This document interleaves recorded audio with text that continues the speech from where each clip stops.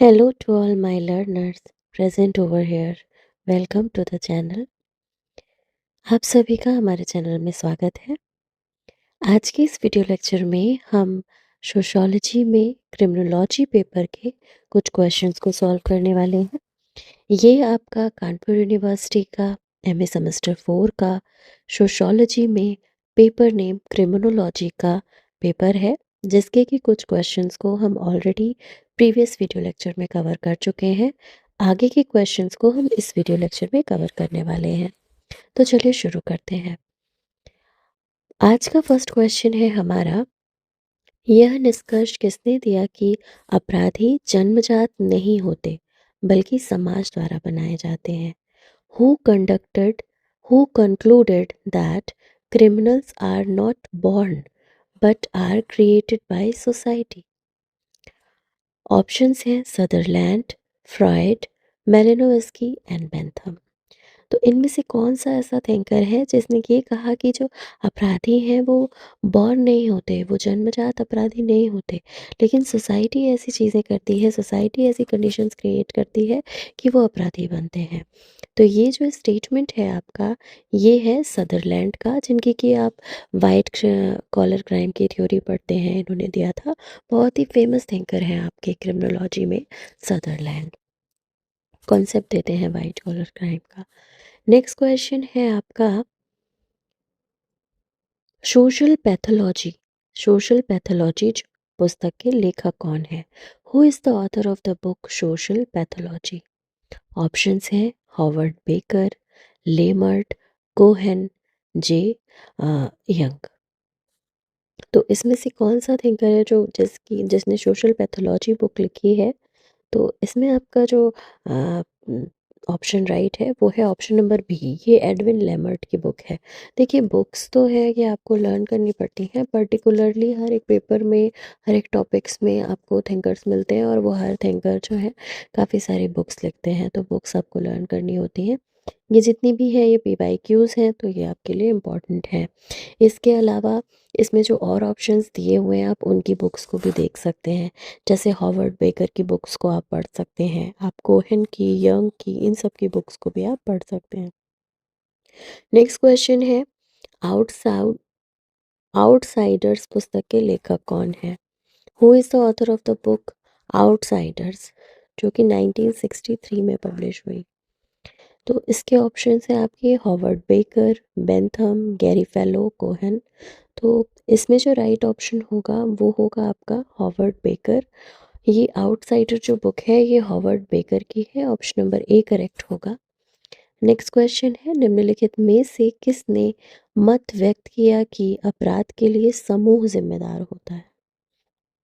Who among the following express the opinion that the group is responsible for the crime? अपराध के लिए जो है वो समूह है वो जिम्मेदार होता है, ऐसा किसने कहा है? अपराध के लिए समूह जिम्मेदार होता है, ऐसा कौन कहता है? कौन सा थिंकर है जो ऐसा कहता है? ऑप्शंस है टाफ्ट, टेनेनबॉम, लेमर्ट और फ्रायड। तो इसमें जो आपका करेक्ट आंसर है, ये जो स्टेटमेंट है, ऐसा कौन मानता है कि जो अपराध है उसके लिए हमारा ग्रुप रिस्पॉन्सिबल होता है, हमारा समूह जिम्मेदार होता है? तो इसका ऑप्शन नंबर बी राइट होगा। टेनेनबॉम जो है वो ऐसा कहते हैं, ऑप्शन नंबर बी करेक्ट होगा। नेक्स्ट क्वेश्चन है, द प्रोफेशनल थीफ पुस्तक किसकी रचना है? Who wrote the book the professional thief?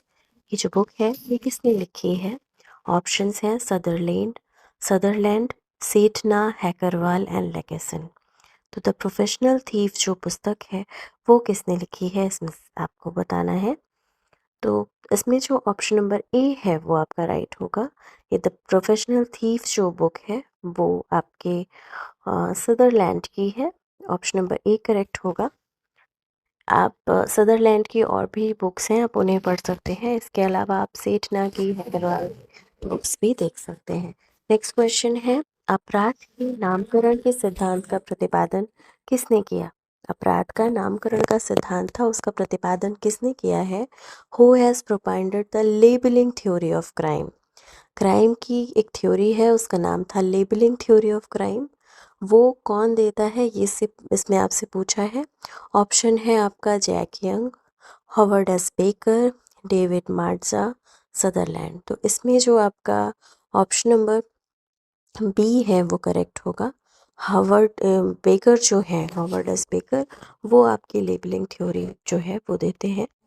Next question है आपका, पीड़ित शास्त्र अपराध शास्त्र के समानांतर विज्ञान अथवा अपराध शास्त्र के विपरीत विज्ञान है। किसने कहा है ये?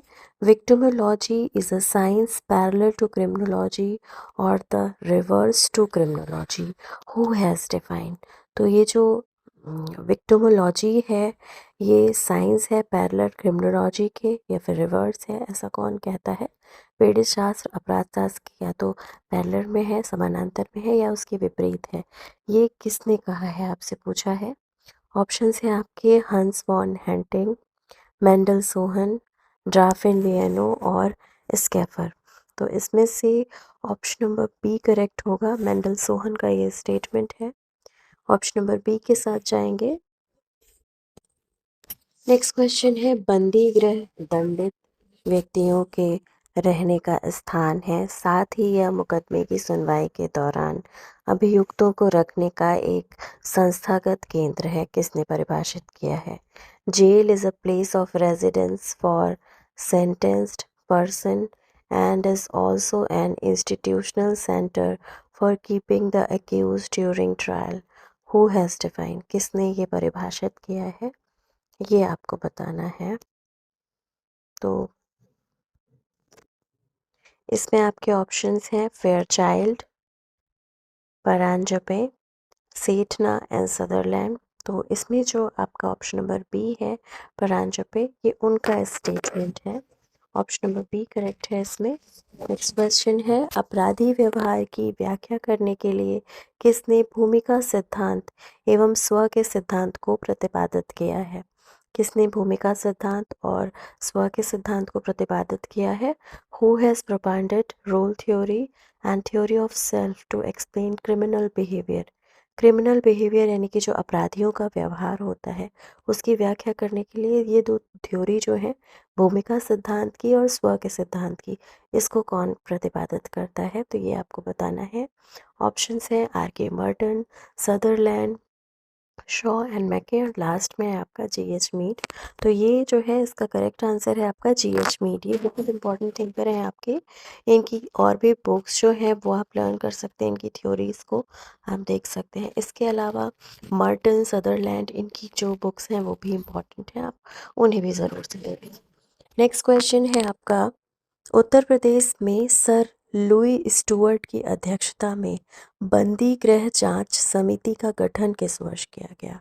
इन which year was the prison inquiry committee formed under the chairmanship of sir Louis Stuart in Uttar प्रदेश?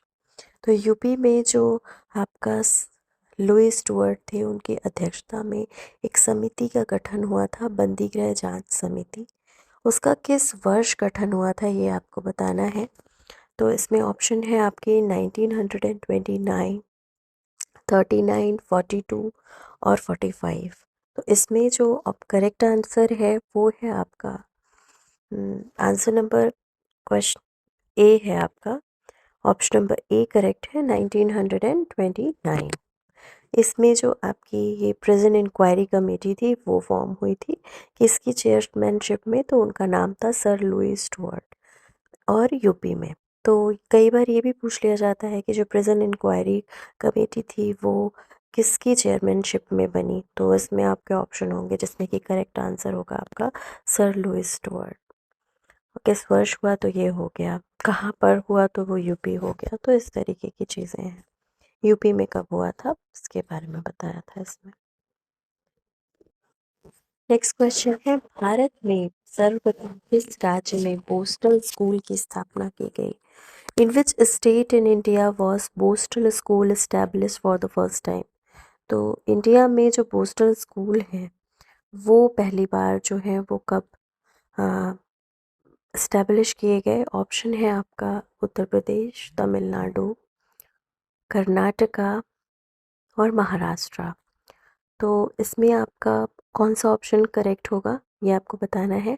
कि बोस्टल स्कूल जो थे वो कब सब कहाँ पर, हाँ, फर्स्टली इंडिया में जो हमारा भारत देश है वहाँ पे सबसे पहले कब इस्टेब्लिश किए गए थे फॉर द फर्स्ट टाइम। तो ऑप्शन नंबर बी जो है वो करेक्ट होगा। तमिलनाडु में सबसे पहले जो बोस्टल स्कूल थे वो बनाए गए। नेक्स्ट क्वेश्चन है, अपराधी सुधार का प्रमुख महत्व है। Major importance of criminal reform. जो भी क्रिमिनल रिफॉर्म है उसका मेजर इम्पॉर्टेंस क्या है? तो पहला है आपका अपराध निरोध यानी कि क्राइम प्रिवेंशन, अपराध पुनरावृत्ति निरोध क्राइम रेजिडिवेंस प्रिवेंशन, दंड की व्यर्थता एवं कीमत को कम करना, reducing the wastefulness and cost of punishment और ऑल ऑफ द अबव। तो इसमें जो आपका थोड़ा सा एनालाइज करते हैं कि अपराधी सुधार के लिए उसका क्या इम्पोर्टेंस है।